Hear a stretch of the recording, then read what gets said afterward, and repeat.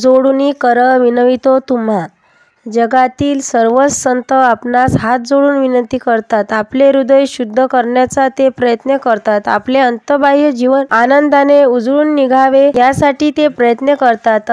प्रत्येकाच्या जीवनात अनेक संकटे येतात। ती संकटे दूर करण्याचा ते प्रयत्न करतात। ती संकटे दूर झाली नाही तर देवाला धावा करतात। देवाचा धावा करणे हा माणसाचा सहज स्वभाव आहे। आज एखादे संकट दूर झाले की उद्या दुसरे संकट निर्माण होते। हे संकटातील चक्र कधी थांबतच नाही। यासाठी आपण स्वतःचे स्वरूप समजून घेणे आवश्यक आहे। विश्वासात आणि आपल्या काय संबंध आहे हेही जाणले पाहिजे आणि संपूर्ण विश्वाच्या मागे जी अलौकिक शक्ती आहे तिचा प्रत्यक्ष अनुभव घेतला पाहिजे। सर्व संप्रदायिकांना महत्त्व आहे प्रभूच्या चरणकमळाशी एकरूप होण्याचे। सर्व संप्रदाय आहे। दत्त संप्रदायातही अनेक संत महात्मे होऊन गेले आणि त्यांनी जीवनाला अर्थ उलगडून दाखविला। संतांवर परमश्रद्धा ठेवून त्यांनी सांगितलेल्या सदाचारांना मार्गदर्शन आपण वाटचाल केली पाहिजे। दत्त संप्रदायात काही सिद्ध मंत्र आहेत, त्याचा जप करावा।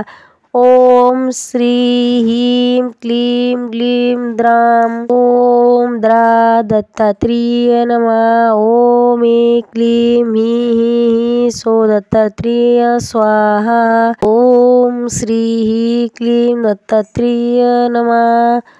ओम सद्गुरुवे श्री दत्तात्रेय भगवते नमः। हे मंत्र 11 किंवा 21 वेळा म्हणावे। शुद्ध अंतःकरणाने दत्तात्रेयाचे भजन करावे।